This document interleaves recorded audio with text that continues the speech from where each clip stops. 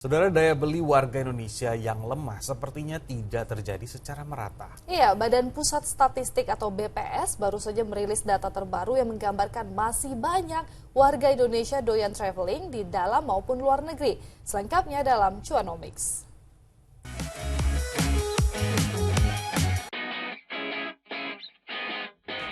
Hai, Cuanomics di sini. Apa kabarnya di sana? Kenapa? Kepala pusing, pening. Ya, pergi traveling aja lah. Udah punya uang. Alah, yang bener. Lagi pula apalah itu ya, daya beli masyarakat yang lemah atau makan tabungan di kalangan kelas menengah gitu ya untuk bertahan hidup. Nyatanya itu semua nggak terjadi secara merata kok.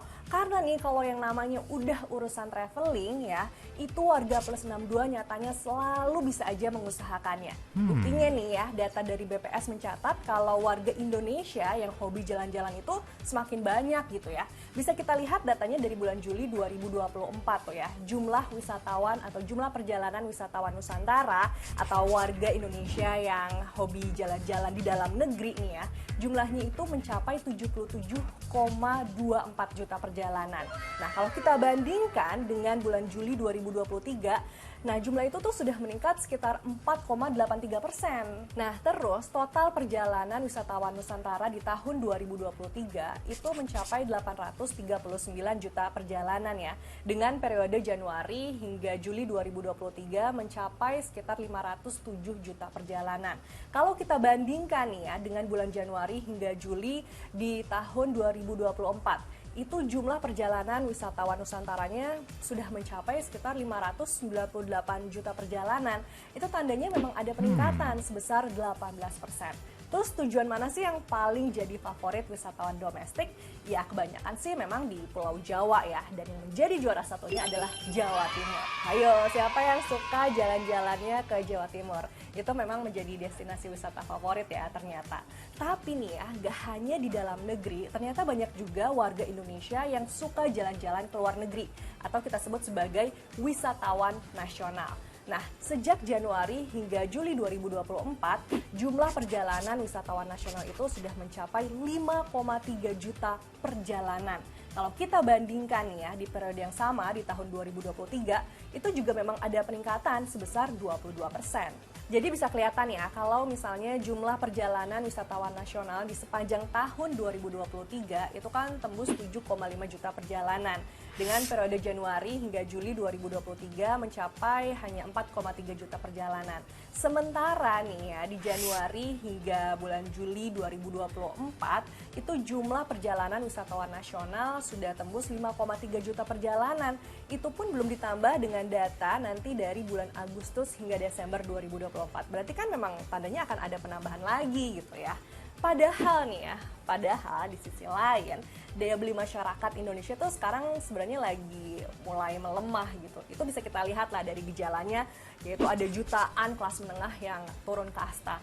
Habis itu kita juga bisa lihat melemahnya daya beli masyarakat dari indeks keyakinan konsumen ya, yang terus menerus turun selama 3 bulan dari level 127 menjadi level 123. Ya walaupun masih di angka optimistis lah ya, karena masih di atas level 100.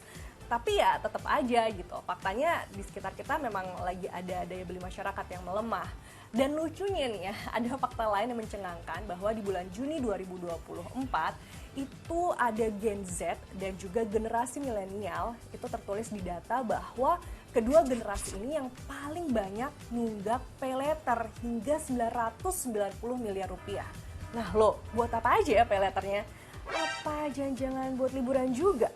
Yang pasti nih ya, kegiatan liburan itu sama dengan kegiatan konsumtif. Makanya penting banget untuk mengelola keuangan secara bijak dan juga tepat dalam mempersiapkan dana liburan. Caranya sih beragam ya, bisa dimulai dengan mempersiapkan tabungan khusus untuk liburan biar nggak kegabung sama kebutuhan lainnya.